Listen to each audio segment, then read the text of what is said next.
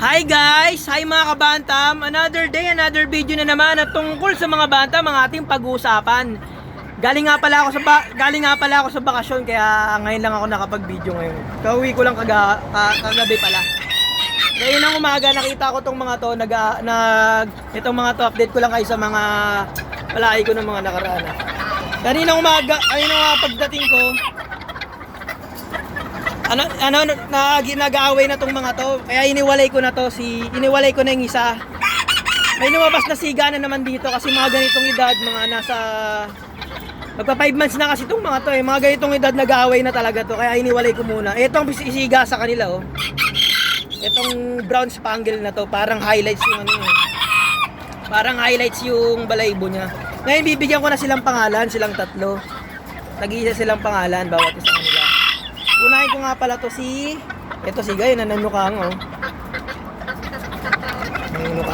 Lalabas ko lang. Lakas Ito nga palang brown spangle na to ay tatawagin ko bibigyan ko tong pangalan na Brian.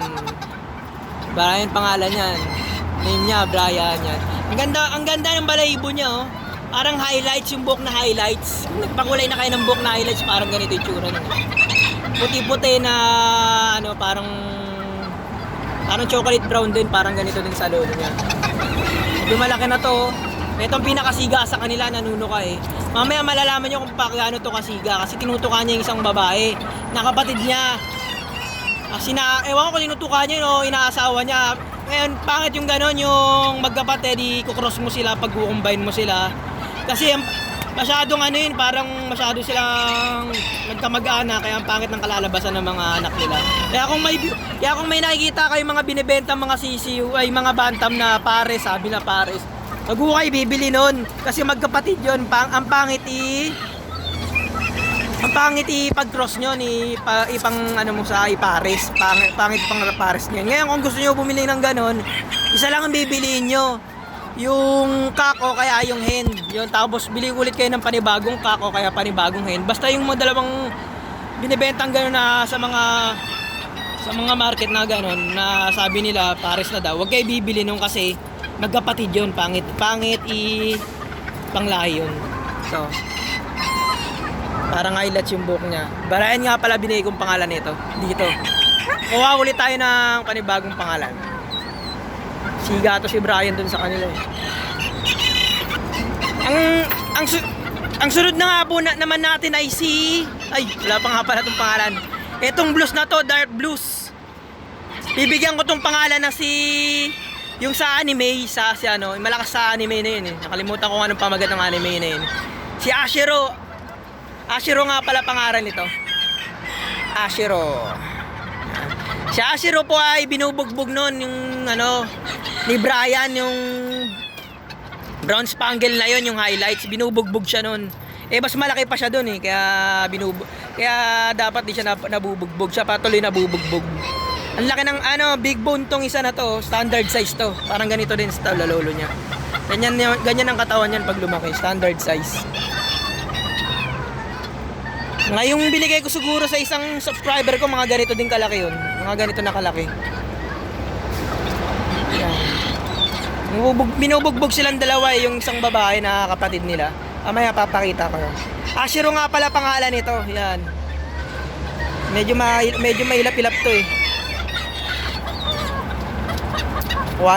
Kunin na natin yung isa.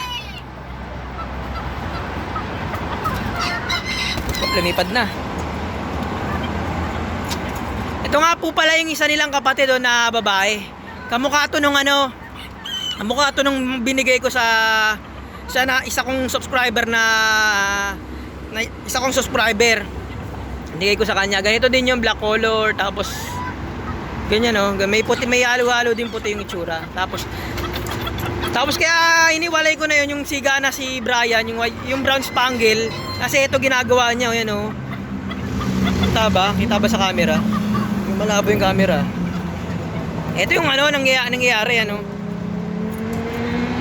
yung mga patubong balahibo tinutuka nung spangle brown na yun na si Brian. Patubo na balahibo nito masarap kayo sa kanila malansa sa kanila, mabango, tinutuka nila. Itong balahibo na to. Buti nga nakita ko, naagapan ko eh. Kaya kinuha ko na. Ang ganda rito. Ito susunod kong hen. Magba-black hen naman ako. Dahil ito yung maliit ha, ang bibigyan ko to ng pangalan, tatawagin ko tong Tiny to eh, Tiny, dahil tiny siya. Tsaka Roscom siya, yan Roscom yung ano nyo, yung palong niya. Tatawagin ko siyang Tin, yan, si Tin. Tinla. Tin ang pangalan niya. Ayan, kawawa naman pala to. Minuto kayo malilit na balahibo. Galing ah.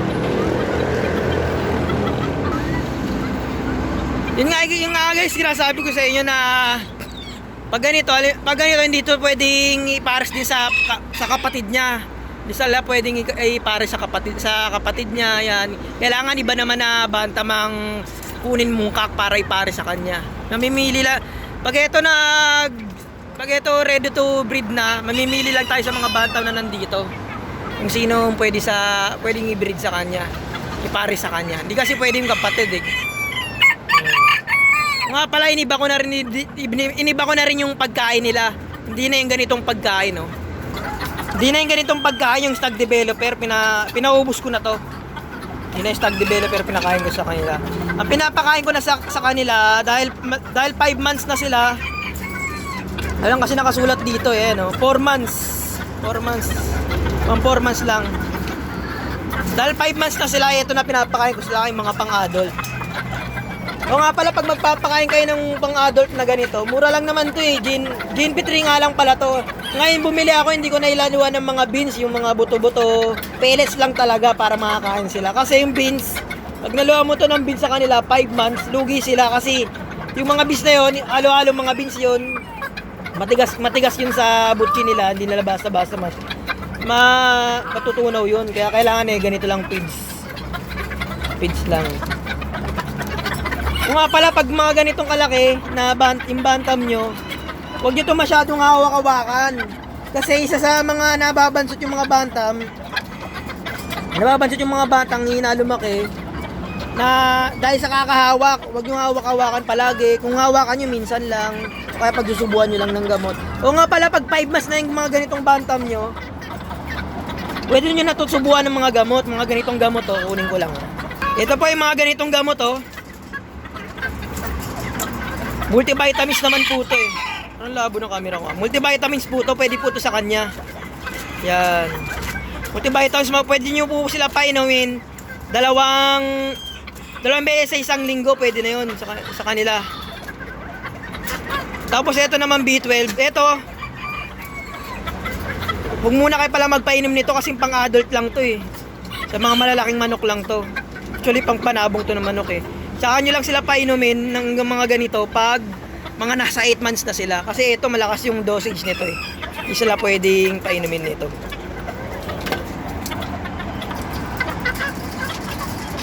So yun nga lang guys, ang ating maiksing video. Papakainin ko sila, nagugutom na eh. Oh. Wala na. So yun lang ang ating maiksing video ngayon guys. Kung interesado po kayo sa mga ganitong video, mag-subscribe lang po kayo, like and share, comment, para marami pa po tayong mapag-usapan at tungkol sa mga bantam. Comment lang po kayo, sasagutin ko po yun sa abot ng aking makaya. Kung di ko naman po kayo masagot noon sa iba, ulitin nyo na lang po kasi minsan busy. Pero nababasa ko po yung mga comment nyo po.